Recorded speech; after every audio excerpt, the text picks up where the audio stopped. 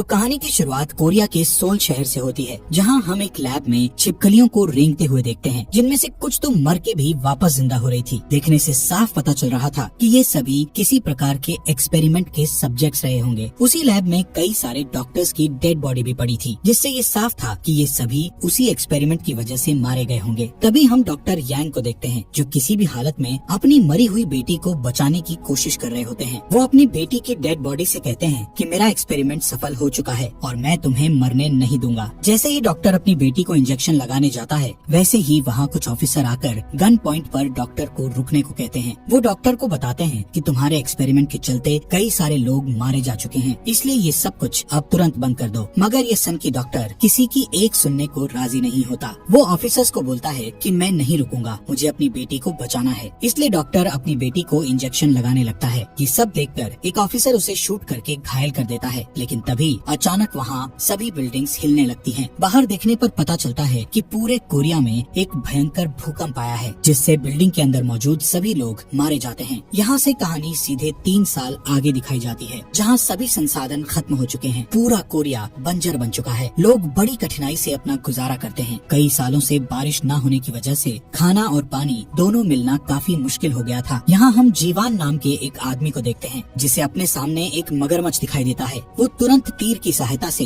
उस मगरमच्छ को मार डालता है। जैसे ही जीवान उसकी तरफ बढ़ता है, तो वो मगरमच्छ एक बार फिर जिंदा हो जाता है और जीवान पर हमला कर देता है। जीवान की किस्मत अच्छी थी कि उसी समय नमसान वहाँ आ जाता है और मगरमच्छ को पकड़कर उसका सर काट देता है। नमसान और जीवान दोनों ही बहुत अच्छे दोस्त हैं। ये दोनों अपना गुजारा करने के लिए मिलकर जानवरों का शिकार किया करते हैं और शिकार किए हुए जानवर का मांस ले जाकर पास ही की मार्केट में बेचा करते थे। बदले में लोग उन्हें पीने के लिए पानी और अन्य चीजें लाकर दिया करते थे। दोनों दोस्त मार्केट में उस मगरमच्छ का मांस बेच रहे होते हैं कि तभी केट नाम की एक लड़की खाने के बदले बहुत सारा सोना ऑफर करती है, मगर ये दोनों ही उसे लेने से मना कर देते हैं, क्योंकि भूकंप के बाद सब कुछ तबाह हो चुका था। इसलिए अब किसी की कोई वैल्यू नहीं रह गई थी। मगर वो लेडी कहती है कि सब कुछ ठीक हो जाने के बाद इसे यूज कर लेना, जिस पर जीवान गुस्सा होकर कहता है कि ये कभी ठीक नहीं होगा। दरअसल वो लेडी नमसान पर लाइन मार रही थी, लेकिन नम उसे इग्नोर करते हुए एक मरा हुआ सांप उसे खाने के लिए दे देता है। वहीं लाइन में अपनी बारी का इंतजार कर रही सोना नाम की लड़की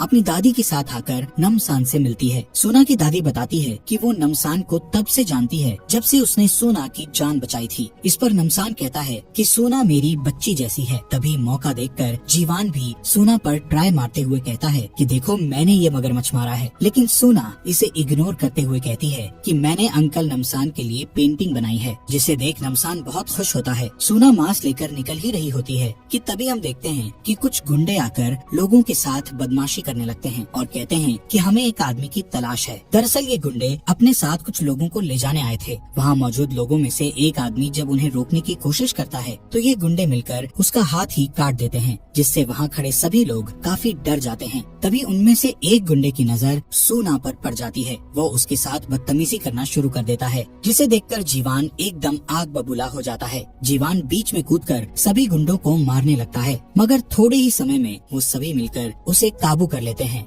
जिसे देख नमसान भी लड़ाई में कूद जाता है और पंच मार मार कर सबका बुरा हाल कर देता है। नमसान उनमें से एक गुंडे को पकड़कर पूछता है कि बताओ तुम किसके लिए काम करते हो और किसने तुम्हें यहाँ आने के लिए बोला था। नमसान से डरकर वो गुंडा तुरंत उसे बता देता है कि हम टाइगर के आदमी हैं और उसी ने हमें यहाँ आने के लिए बोला था। नमसान उन सभी गुंडों को बोलता है कि जाके अपने बॉस टाइगर को बोल देना कि अगर दोबारा वो नमसान के इलाके में दिखाई दिए तो अंजाम अच्छा नहीं होगा। नमसान का नाम सुनते ही सभी गुंडे डर के मारे वहाँ से भाग खड़े होते हैं। दरअसल नमसान बहुत ही फेमस फाइटर और हंटर हुआ करता था। उसकी मार से लोगों की हालत टाइट हो जाया करती थी। गुंडों के जाने के बाद जीवान और सोना उसे थैंक यू बोलकर अपने काम के लिए निकल जाते हैं। काम खत्म करके नमसान और जीवान अपने घर की तरफ जा ही रहे होते हैं कि तभी वो दोनों सोना के घर के बाहर कुछ लोगों को देखते हैं और खतरा ना हो इसलिए नमसान जाकर पूछता है कि ये सब क्या है। तभी भीड़ में खड़ी सिया नाम की एक लेडी उसे बताती है कि हम लोग गवर्नमेंट की तरफ से आए हैं हैं। हम पास में बने एक सरकारी अपार्टमेंट में 20 साल से कम उम्र के बच्चों को उनके पेरेंट्स के साथ फ्री एजुकेशन देते हैं, क्योंकि बच्चे ही कल का भविष्य हैं। साथ ही हम खाने के लिए खाना और साफ पानी भी इन बच्चों को मुहैया करवाते हैं, ताकि ये बच्चे एक बेहतर भविष्य बना सकें। इसीलिए इस मुहिम में सूना का सिलेक्शन हुआ है। नमसान उनसे पूछता है कि वहाँ गुंडों की कोई परेशानी तो नहीं है, जिस पर सिया उसे बताती है कि उसकी चिंता ना करें, हमारे पास उनसे लड़ने के लिए एक पूरी फौज है जो खतरनाक मिलिट्री ग्रेड लोगों से भरी हुई है। सिया की बात सुनकर सूना की दादी मान जाती है, क्योंकि सूना के बेहतर भविष्य के लिए यही सही है। इसलिए नमसान भी मान जाता है। जाने से पहले सूना जीवान को उसकी पेंटिंग देती है, जिसे देखकर वो काफी खुश हो जाता है। शाम को सूना, उसकी दादी, सिया और उसके साथी अपना सामान पैक करके अपार्टमेंट के लिए निकल जाते हैं। चलते हुए सफर के दौरान सूना की दोस्ती किम नाम की एक लड़की के साथ हो जाती है, मगर इतनी दूर पैदल चलने की वजह से सूना की दादी की हालत बिगड़ने लगती है। सिया सूना को बताती है कि हम तुम्हारी दादी और एक बूढ़े अंकल को यहीं पास में बने एक इमरजेंसी मेडिकल होम में पहुंचा देते हैं, वो कल आकर हमें ज्वाइन कर लेंगे। इस बात से सूना मान जाती है और एक बार फिर से वो लोग आगे बढ़ने लगते हैं। थोड़ी दूर चलते ही कुछ गाड़ियाँ उनका इंतजार कर रही थी, जिसे देख सूना को थोड़ा शक होता है कि अगर ये गाड़ियाँ इतनी ही पास थी तो उसकी दादी को अलग क्यों ले गए। इसके बारे में पूछने पर उससे कोई खास जवाब नहीं मिलता। इससे सूना का शक और भी मजबूत हो जाता है। दूसरी तरफ सूना और उसकी दादी के चले जाने की वजह से जीवान और नमसान का भी मन नहीं लगता, इसलिए वो दोनों दोस्त हंटिंग के लिए बाहर निकल जाते हैं। थोड़ी दूर चलने के बाद दोनों दोस्त थोड़ी ही दूरी से देखते हैं कि कुछ सोल्जर्स मिलके एक बूढ़े आदमी और सूना की दादी को मार रहे हैं। ये सोल्जर्स उस बूढ़े आदमी को खाई में फेंक देते हैं। इससे सूना की दादी काफी डर जाती हैं। सडनली पीछे से एक सोल्जर आकर सूना की दादी को स्टैब करके मार देता है। ये सब देखकर जीवान को बहुत गुस्सा आता है और फौरन उन दोनों सोल्जर से लड़ने के लिए चले जाते हैं। दोनों जाकर सोल्जर्स को बुरी तरह से मारते हैं। मारते मारते नमसान एक सोल्जर की जान ले लेता है, मगर वो सोल्जर दोबारा उठ खड़ा होता है। नमसान एक बार फिर से उसे मार देता है, बट साइकिल कंटिन्यूज। तभी अचानक पीछे से ली नाम की लड़की आकर दोनों दोस्तों की मदद करती है। अगली सुबह दादी की बॉडी को एक जगह दफनाकर जीवान ली से पूछता है कि उन सोल्जर्स के साथ क्या हुआ था, वो मर क्यों नहीं रहे थे। ली उन्हें बताती है कि ये सोल्जर्स तभी मारे जा सकते हैं जब इनका सर धड़ से अलग कर दिया जाए। आगे बताते हुए ली कहती है, यहाँ से थोड़ी दूरी पर एक अपार्टमेंट है जहाँ हमें कई सारे लोगों को बचाना है। इसके लिए मुझे तुम्हारी मदद चाहिए। दरअसल वो एक एयरफोर्स ऑफिसर थी। भूकंप से बचे हुए सर्वाइवर्स को ढूंढते हुए उन्हें एक अपार्टमेंट मिला था जो पूरी तरह से सुरक्षित था और वहाँ फ्रेश वाटर का काफी अच्छा सोर्स भी उपलब्ध था। हमने उसे लोगों के रहने के लायक बनाया। उसी समय वहाँ डॉक्टर यांग भी आए थे। भूकंप से बचे हुए वो एकमात्र डॉक्टर थे, इसलिए मुझे लगा कि ये हमारे बहुत काम आएंगे। मगर मुश्किल तब बढ़ने लगी जब डॉक्टर के द्वारा अपने एक्सपेरिमेंट के लिए ले जाए गए 20 साल से कम उम्र के बच्चों का कुछ अता पता नहीं चल रहा था। जब मैंने इसके बारे में डॉक्टर यांग से पूछा तो वहाँ तुरंत 2 सैनिकों ने आकर मुझे घेर लिया और तभी अचानक उनमें से एक सोल्जर ने दूसरे सोल्जर पर गोली चला दी, जिससे वो तुरंत वहीं मर गया। लेकिन थोड़ी ही देर में वो सोल्जर दोबारा उठ खड़ा हुआ। ये सब देखकर मैं काफी डर गई। तब डॉक्टर ने मुझे बताया कि मैंने इन्हें ऐसा इंजेक्शन दिया है जिससे ये अमर हो जाएंगे और यही आने वाले कल का भविष्य है। मैं एक एक करके सबको अमर बना दूंगा। मैं भी उस भूकंप में मरने वाला था, मगर इसी एक्सपेरिमेंट की बदौलत ही मैं आज जिंदा हूँ। ली बहुत बुरी तरह से डॉक्टर यांग पर गुस्सा हो जाती है और उसका कॉलर पकड़कर उससे पूछती है कि बताओ वो बच्चे कहाँ हैं। डॉक्टर को बचाने के लिए पॉल ली पर फायर कर देता है, मगर गोली जाकर सीधे उसके कंधे पर लगती है। मौका पाकर ली खिड़की का शीशा तोड़कर वहाँ से भाग जाती है और जैसे तैसे अपनी जान बचा लेती है। इसलिए आगे की लड़ाई में मुझे तुम्हारी मदद चाहिए। नमसान उससे कहता है कि हम अकेले उनकी फौज से नहीं लड़ सकते, इसलिए हमें किसी और की भी मदद लेनी पड़ेगी। नमसान, जीवान और ली तीनों टाइगर के अड्डे पर जाते हैं और उसकी मदद मांगते हैं, मगर टाइगर जो अभी तक अपनी राइवल जॉन की गैंग से लड़ रहा था, वो जॉन से कहता है कि नमसान एक बहुत ही फेमस फाइटर था, इसी की वजह से मैंने बॉक्सिंग छोड़ दी थी। अगर तुम में से किसी ने भी इसको मार गिराया तो मैं अपने सारे आदमी तुम्हें दे दूंगा। इतना सुनते ही सभी लोग मिलके नमसान और जीवान के ऊपर हमला कर देते हैं, लेकिन नमसान अकेले ही सब पर भारी पड़ता है। नमसान बहुत बुरी तरह से सबको मारता है, जिससे बचे हुए लोग वहाँ से भाग खड़े होते हैं, लेकिन नमसान कैसे भी करके टाइगर को पकड़ लेता है। जीवान और ली मिलके उन गुंडों के हथियारों को चेक करते हैं, जहाँ उन्हें हथियारों के साथ साथ साफ पानी भी मिल जाता है। फिर नमसान टाइगर से पूछता है कि ये साफ पानी तुम उसी अपार्टमेंट से ला रहे हो ना? और अब टाइगर उन्हें बताता है कि हाँ, ये साफ पानी और खाना हमें वहीं से मिल रहा है। बदले में हम उनके लिए लोगों को सप्लाई करते हैं, लेकिन आजकल उनकी डिमांड 20 साल से कम उम्र के बच्चों की हो गई है। इसलिए हमारे लोग उस दिन तुम्हारे इलाके में आए थे। हम उन लोगों को भी उन्हें ही देने वाले थे। इस बात से जीवान और ली काफी गुस्सा होते हैं, मगर नम उन्हें रोक लेता है और जोर का पंच टाइगर को मारकर उसे बेहोश कर देता है। दूसरी तरफ अपार्टमेंट में सिया सुना और बाकी बच्चों को क्लास की तरफ लेके जाती है। तब वहाँ किम के माता पिता पूछते हैं कि हम बच्चों से कब मिल सकते हैं। तब सिया उन्हें बताती है कि तुम पेरेंट टीचर मीटिंग में उनसे मिल सकते हो। इतना कहकर सभी युवाओं को 8th फ्लोर पर ले जाते हैं, जहां उनके रहने के लिए साफ कमरा, नल से आता हुआ साफ पानी, अच्छे भोजन, इन सब की व्यवस्था थी। मगर इन बच्चों के पेरेंट्स को इन लोगों ने नीचे बेसमेंट में काम करने के लिए रखा है, जहां ये लोग उन्हें हर वक्त मजदूरों की तरह काम करने के लिए फोर्स करते हैं। सिया डॉक्टर यांग को बताती है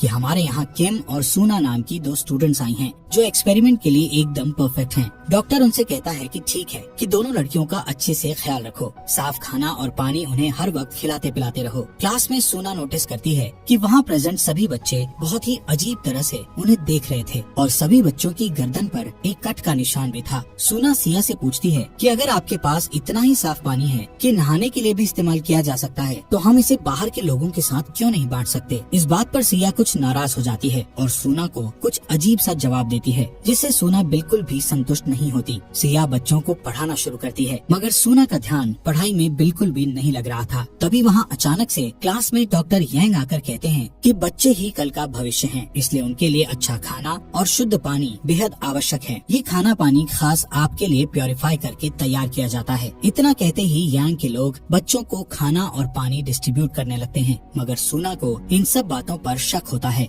इसलिए वो ना ही खाना खाती है और ना ही पानी पीती है। डॉक्टर यांग किम के पास आकर पूछते हैं कि क्या तुम मेरे एक्सपेरिमेंट में मेरी मदद करोगी? जिस पर किम उसे खुशी खुशी हाँ बोल देती है। डॉक्टर यांग पॉल नाम के एक सोल्जर को इंजेक्शन देते हैं, जिससे उसमें ऐसा वायरस चला जाता है जिसकी मदद से वो काफी लंबे समय तक बिना खाए पिए रह सकता है। जिज्ञासावश सुना भी रात को अपने कमरे से बाहर निकलकर डॉक्टर यांग के ऑफिस में चली जाती है। नीचे यांग किम के माता पिता से मिलता है, जहाँ किम के माता पिता उससे विनती करते हुए अपनी बेटी से मिलने को कहते हैं। डॉक्टर यांग मान जाते हैं और उन्हें अपने साथ चलने को कहते हैं। दूसरी तरफ सर्च करते करते सुना यांग की लैब में पहुंच जाती है, जहां वो किम के गले से एक पाइप को जाते हुए देखती है। डॉक्टर यांग और किम के माता पिता भी लैब में आ जाते हैं। उनके आने से पहले ही सुना छुप चुकी थी। अपनी बेटी का ये हाल देख के किम के माता पिता रोने लगते हैं। तब डॉक्टर उन्हें बताते हैं कि बच्चों की गर्दन में एक खास तरह का लिक्विड होता है, जिससे सीरम बनाई जाती है। और ऐसा कहते ही वो लैब में रखी अपनी बेटी को दिखाता है, जिसकी नीचे की बॉडी गायब थी और अमेजिंगली आधा शरीर होने के बावजूद भी उसका दिल धड़क रहा था।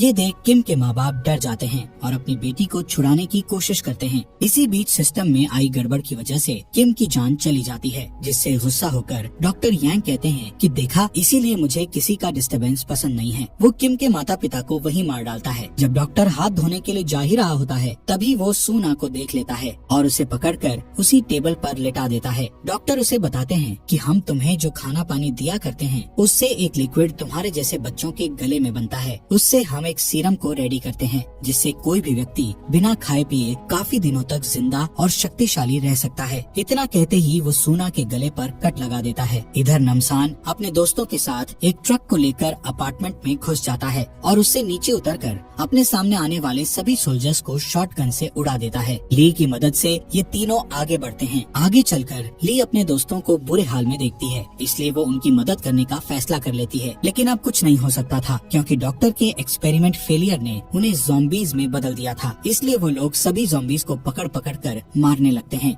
जिसमें नमसान की गोलियां खत्म हो जाती हैं। फिर वो एक तलवार लेकर बचे हुए ज़ॉम्बीज पर हमला कर देता है। थोड़ी ही देर में नमसान सभी ज़ॉम्बीज का सफाया कर देता है। दूसरी तरफ डॉक्टर यांग सोना की बॉडी से निकले फ्लूइड को अपने अंदर इंजेक्ट कर लेता है, मगर इससे ठीक होने की बजाय उसकी तबीयत और भी ज्यादा खराब हो जाती है, क्योंकि सोना ने कभी भी उस पानी की एक बूंद तक को नहीं पिया था। इस वजह से उसके फ्लूइड में कोई चेंज नहीं हुआ। इससे गुस्सा होकर डॉक्टर सूना को मारने ही वाला था कि तभी जीवान आकर उसे रुकने के लिए बोलता है, मगर इतने में ही उसके पीछे से एक सोल्जर आकर उस पर हमला कर देती है। जीवान और सूना दोनों बेहोश पड़े हुए थे। इसी मौके का फायदा उठाकर डॉक्टर अपने साथ ही अपनी बेटी को लेकर वहाँ से भाग निकलता है, पर जाने से पहले यांग बिल्डिंग में एक बॉम्ब ब्लास्ट कर देता है, जिससे वहाँ एक बहुत बड़ा धमाका होता है। होश में आने पर नमसान भागकर जीवान और सूना को ढूंढने लगता है। वो दोनों को लैब में बेहोश देखता है, इसलिए ली की मदद से उन्हें बाहर निकाल कर ले आता है। But on the other hand doctor के बाहर निकलते ही सभी लोग उसे घेर लेते हैं और उसे बुरी तरह से मारने लगते हैं। उनमें से एक व्यक्ति यांग के हाथ से बैग लेकर सारी सीरम तोड़ देता है, जिससे गुस्सा होकर डॉक्टर यांग अंधाधुंध फायरिंग शुरू कर देता है। इससे कई सारे लोग अपनी जान से हाथ धो बैठते हैं, मगर इसी मैसेकर के दौरान कुछ गोलियां